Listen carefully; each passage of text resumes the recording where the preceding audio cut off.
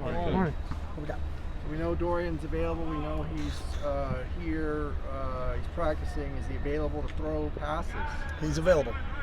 How's he progressing in his recovery? He's doing a great job. Is he expecting to throw passes today? He's available. How's Ethan Garber's lift this week? Ethan's done a really nice job. I think from when he got here last spring, progressing all the way through, done a really nice job. He's got a great grasp of what we're doing. Real comfortable with Ethan. How about Chase Griffin? How's he looking this week? Same thing. He's working. He's available today. Has Dorian been throwing passes in other parts of practice? He's done a lot of different things today, so like this week. So see how it goes. You said you didn't have changed play calls for Ethan, but I imagine you would probably game plan a little bit differently if he was your starting quarterback. Can you talk about that? No, we wouldn't game plan differently. Ethan can run our whole offense, and we grasp the whole thing that Ethan can do, and Ethan and Dorian are very similar. So. He's not quite the runner. That's not true. He is? His brother's the all-time leading rusher at the University of California. The Garber's families are really good athletes, so don't underestimate him. Sleep on him. He's not a good rusher. As a quarterback? Yeah, he's the leading quarterback rusher in Cal history. Rusher. Okay. All right. Garbers are good athletes. Okay. Yeah, I know. No, you don't, because you just questioned him. Well, so you don't know. I don't think. Did you know that his brother was the all-time leading rusher at Cal? You qualified it saying as a quarterback. As a At first quarterback. you didn't say as a quarterback, so he's not the all-time leading rusher. Quarterback. It was a big record last week. They came out and Yeah. talked about it. There's been a lot of really good quarterbacks at Cal too. Yeah. What kind of problems does Cam Rising bring to you guys? Yeah, You know, he's a dynamic player. He's come in. He didn't start the year, but I think they've kind of settled on him as their starter. I think he's obviously similar to most college quarterbacks now. He can beat you with his arm and his legs.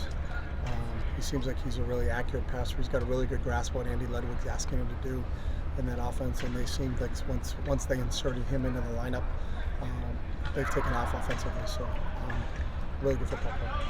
Does it impact your offensive preparation at all, knowing that Devin Lloyd has got to sit out the first half for Utah this week? Their scheme is pretty similar. I don't know if it's, when you go through it, because he wasn't gone that long. He's been around for a long time, so I don't know if that impacts how they're going to call the game.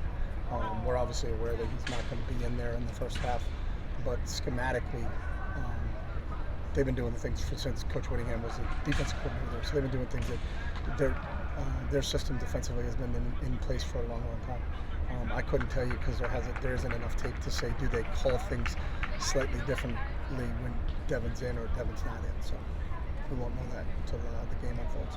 They're retiring number 22. Mm-hmm. It's going to be an emotional evening. What are the challenges of playing in a game like that as the other team? Yeah, we've not even thought about it or talked about it. Obviously, our thoughts and prayers are with the whole Utah family. That's to lose a player, in the prime of his life like that.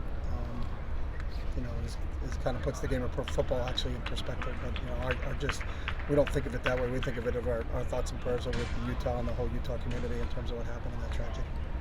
have you talked to Kyle Whittingham about? I talked to Whit when it first happened. We sent them a card and just reached out to him. I've never dealt with that as a head coach in my career. And that's a pretty difficult thing, and whatever we can do to support them, and that's what we did when we sent a card to the entire team from our team, just saying, hey, we're thinking about you and our thoughts and prayers are with you. When you sent that card, whose idea was that? Staff, players, did it come together at All a of meeting? us, we do everything together.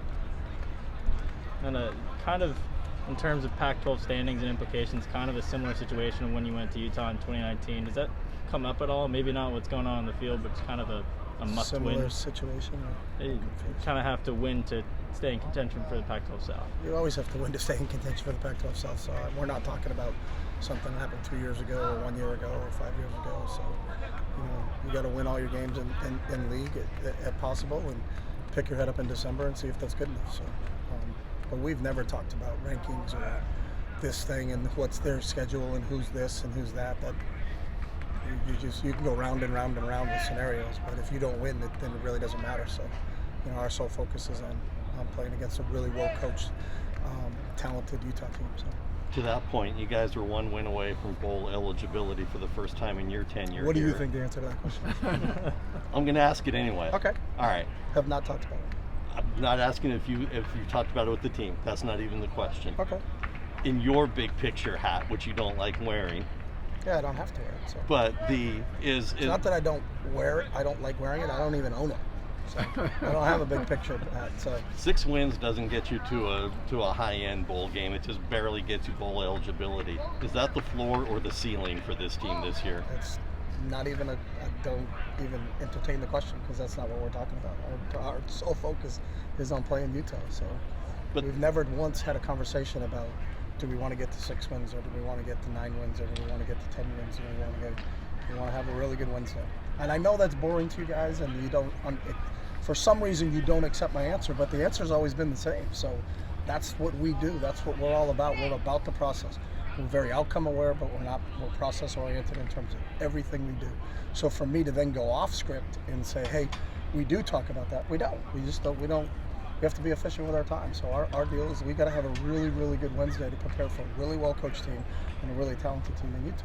And we play football for what we become, not for what we get. So you get something out of that. That's not what we're all about. So it's not that we don't accept it. It's It's- on my end, on our end, we even included in the articles out of respect for the fact that that is your theory. But the fans who spend their money on the tickets and the games want to hear something more than just having a great Wednesday. They want to know that there are thoughts of big picture goals roaming in somebody's our head. big picture goals is to be the best version of ourselves. No, every big picture single day. bowls. Sorry, big picture bowl games. Okay. They can have that. I'm not controlling their thoughts. I wish I was that strong that I could and tell them what to think. I'm not telling them what to think. I'm telling how we approach things. That's what the question's about, and that's how we approach things. So that doesn't mean that they're not allowed to have goals and dreams and aspirations, and they can have all of those as much as they want, and they can paint beautiful pictures in their mind.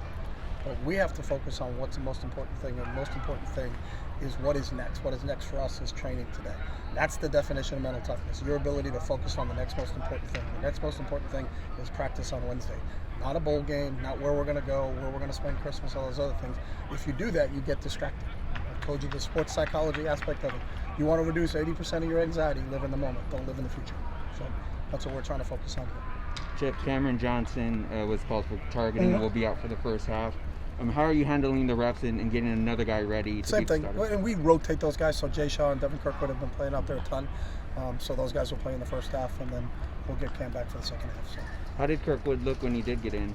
Kirkwood's played all season Oh, long, yeah, so he's of looked very good all season long. I think had a big pick for us in the Washington game, to help us win that football game. But Devin's done a nice job. Devin's played since the Hawaii game, so Devin's played in every single game this year and has played a significant amount of snaps. So the fact that we got to rotate Dev and Jay out there, I think everybody feels comfortable with those two guys playing the field corner.